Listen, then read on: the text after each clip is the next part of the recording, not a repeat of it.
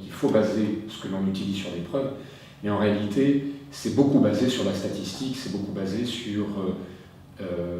on traite beaucoup par ignorance en cancérologie. Et je crois qu'il faut rester extrêmement modeste et humble par rapport à tout ce qu'on connaît de la cancérologie d'aujourd'hui. Le cancer, ici, l'apaisement qu'il y a eu avec le cancer, c'est que j'ai eu l'impression, je vais vous dire les choses crûment, que j'étais devenu un malade de luxe tout à coup. Parce que tout à coup, j'avais droit au bon de transport, j'avais droit au 100%, j'avais droit à plein de choses que je n'avais pas droit, alors que j'avais déjà un infarctus, que j'étais déjà séropositif, vous voyez, je n'avais pas droit à tout ça. Donc, quelque part, mais j'ai trouvé ça extrêmement injuste. Parce que je me dis, il n'y a pas de petits à ce moment-là, et alors les autres ne sont pas malades.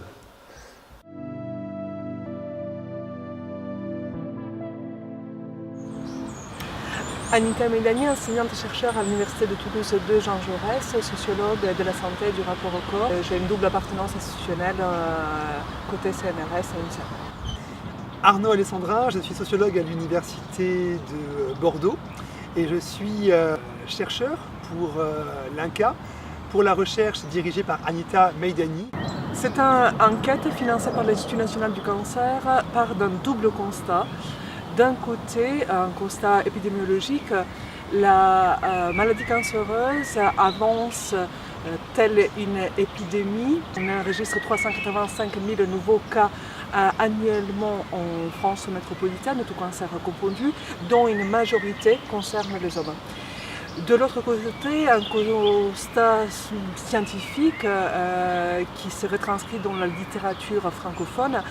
La sociologie a boudé la question du cancer, notamment dans ses contours, dans l'étude de ses contours genrés. Il y a des moments dans le soin où tu ne te poses pas, à tort ou à raison, la question du genre, parce que tu es encore en souffrance, tu es encore en demande le soir, tu es encore sédaté, et là donc tu n'as plus par exemple le pudeur, parce que c'est pas le moment, c'est pas la date. Voilà. Donc oui, il y a cette mise entre parenthèses du genre par moment, dont on peut se demander d'ailleurs si elle est effective ou illusoire. Mais on peut le ressentir comme ça, oui. Face à ce constat, ce double constat, nous nous sommes posé la question suivante: comment le genre interfère avec l'histoire de la maladie des personnes singulières? À un double niveau, en amont, face à cette maladie diagnostiquée ou soupçonnée et aux effets iatrogènes du traitement, et en aval, dans le cadre des interactions soignants-soignés. Pour y répondre, nous avons mobilisé un dispositif méthodologique, un protocole d'enquête mixte.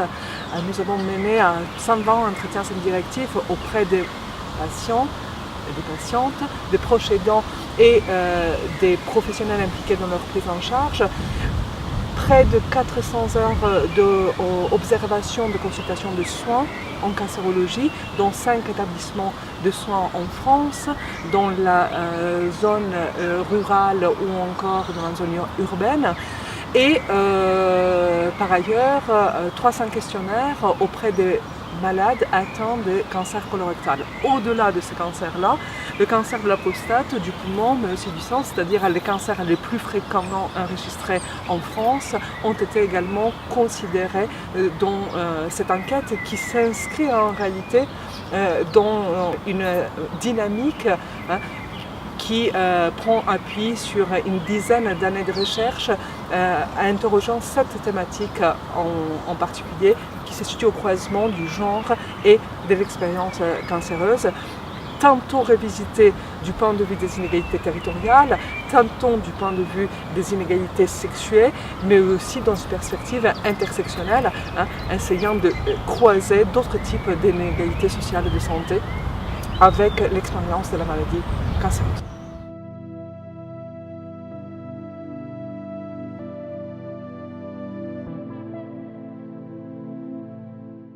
Même si Aurillac est une ville moyenne, on a un tissu très rural autour, un isolement géographique, beaucoup de femmes seules qui n'ont pas forcément une grande facilité à se déplacer vers les structures de soins, et puis des structures de soins qui sont peu présentes, avec des praticiens qui se sont faits de plus en plus rares et des techniques qui se sont faites de moins en moins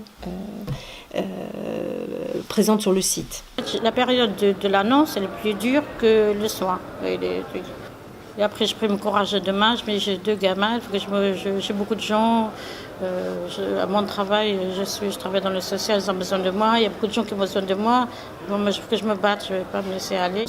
Après, je l'ai pris comme une maladie à soigner. Voilà. Et les enfants sont là ou pas? Et les enfants, je ne voulais pas gâcher leurs vacances aussi, je leur ai rien dit. Voilà, j'ai parlé à mes amis, pas à mes enfants, voilà. Jusqu'au jour où j'allais pour l'hôpital, je leur ai dit j'avais juste un kyste à enlever, c'est tout, je n'ai rien dit. Et ma mère aussi, je ne lui ai pas dit. Après. Non plus. Non plus. Après, plus tard, quand c'est passé, quand c'est guéri, je lui ai dit quoi. Après. Je prenais ma douche pour aller travailler, j'ai trouvé une touffe de cheveux dans mes mains. Ça était un peu choquant, j'ai arrêté cette semaine-là, mais c'est tout. Après, je continue à travailler, quoi. Il n'y avait pas de souci. Pour moi, je n'acceptais pas la maladie. J'ai honte de ma maladie quand même. C'est vrai que c'est... Je ne sais pas comment vous dire. Pour moi, c'était une gêne. Il y a un truc qui me gênait à le dire à ma femme. Même quand je l'ai annoncé à mon patron, ça a été dur. Ah, mais j'ai souffert, mais bon, on arrive à un résultat qui est joli là maintenant. Quand il m'a fait les biopsies dans le dos et par le nez, je vous garantis que c'est désagréable, hein, par le nez. Ça fait mal. Très désagréable. Hein. Quand il tirait dans la plèvre les prélèvements, je serrais les dents. Et voilà, moi, dès l'annonce, après, bon, l'annonce a été brutale, donc du coup, le temps que je m'en remette, j'ai mis un petit peu de temps. Mais après, je l'ai pris à la rigolade. Je me suis dit, voilà, c'est rien, tu vas t'en sortir. J'ai pris exemple sur la maman d'une copine qui a eu un cancer de la thyroïde et du sein en même temps. Je me suis dit, elle s'en est sortie, pourquoi pas toi? En quoi c'est important de cette reconstruction de ma mère? Le regard des autres, même si je sais que je m'en fous, c'est... En fait, j'ai pas envie de faire pitié. Parce que pour moi, je m'en fiche, je m'en contrefous. Donc j'ai pas envie de faire pitié, donc c'est pour ça. Bon, je le fais aussi pour mon conjoint, parce que bien évidemment, ça doit choquer un petit peu, même s'il ne fait pas voir, ça doit choquer un petit peu de voir sa femme avec un sein, quoi. Je pouvais pas me laisser aller, en fait. Je suis toujours quelqu'un d'actif et j'aurais pas pu rester allongée. Même si j'étais un peu fatiguée, hop, je me repose un peu et je reprenais ma vie d'avant. Et puis en ayant ma fille petite, quand j'ai fait mon infarctus, elle avait 5 mois. Vous voyez, ma fille ne m'a jamais vu un papa entier, quoi. Voilà. Quel c'était je mourais 3 semaines par mois, quoi. J'étais en anémie complète. Donc il me fallait des transfusions sanguines, des transfusions sanguines. J'avais beaucoup de mal. J'avais des angines de poitrine, je faisais, vous voyez. Et des fois, je ne pouvais même pas faire ma vaisselle. Je ne pouvais même pas tendre les bras pour laver ma vaisselle. Je ne pouvais même pas aller prendre ma douche parce que c'était pareil. Il y avait des journées où c'était très dur. Voilà. Les femmes viennent plus facilement seules que les hommes. En général, les hommes ils viennent avec leur épouse. Que les femmes, on les voit plus facilement seules et on leur dit ce serait peut-être bien qu'on voit votre conjoint. Alors après c'est toujours pareil, ça dépend des couples. Il y a des couples qui sont très fusionnels où ils sont toujours ensemble et puis d'autres où c'est chacun de son côté. Mais on a eu des patientes qui n'avaient jamais expliqué à leur époux qu'elles avaient un cancer, qu'elles allaient mourir, que voilà, et que quand on leur dit non, ce serait quand même bien qu'on voit votre époux, ce serait bien qu'on l'explique, elle ferme la porte, quoi. Alors que les hommes vont peut-être plus facilement. Je pense que les femmes protègent plus leur mari que les maris et leurs femmes.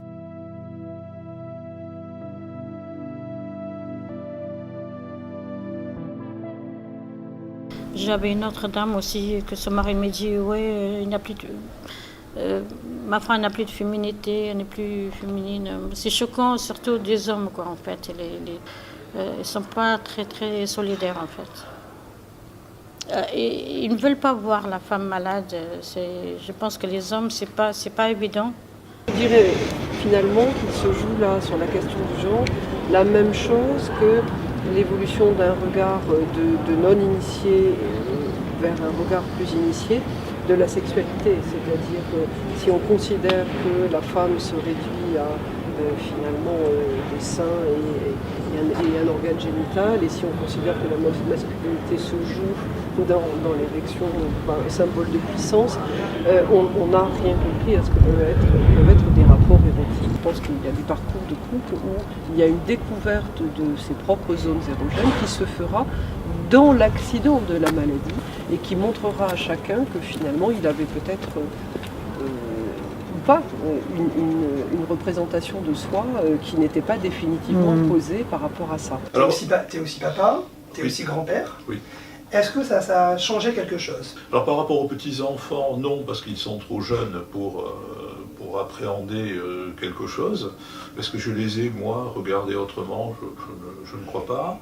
Par rapport à mes enfants, oui, ça a changé les choses, et avec une proximité rendue encore plus forte avec eux. Et il y a un élément très intéressant qui est que mon fils endosse le rôle de chef de famille, rôle que je ne suis peut-être pas disposé à lui concéder.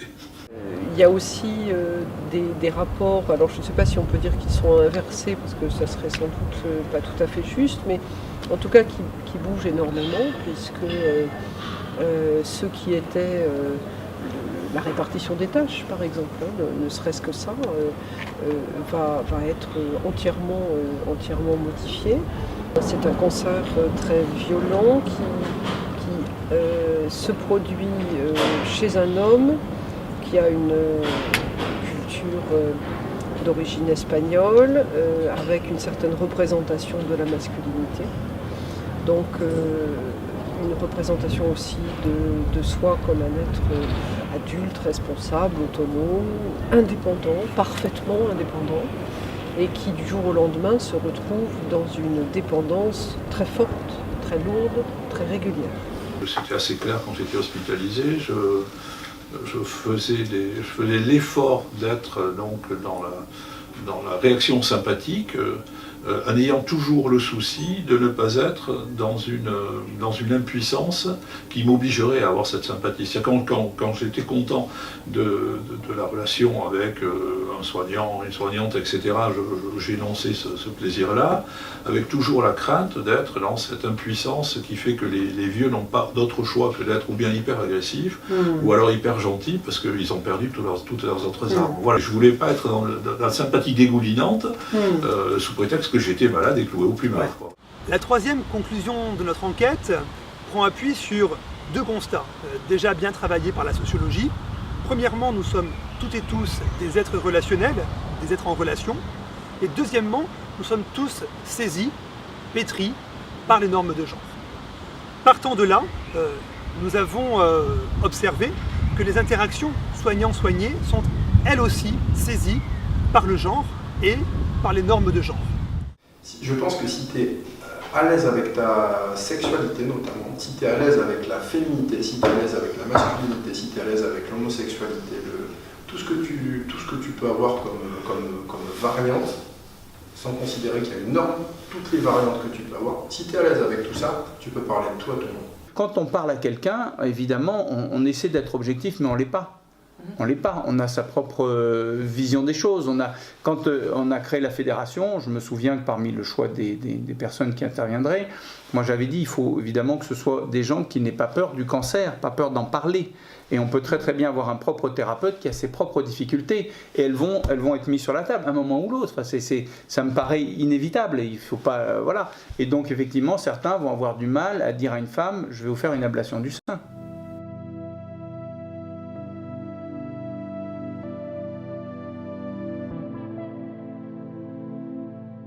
Médicalement parlant, une chirurgie du pelvis chez une femme, donc un cancer colorectal, est généralement plus simple que chez un homme pour des questions anatomiques, mais c'est la seule différence moi que je fais là.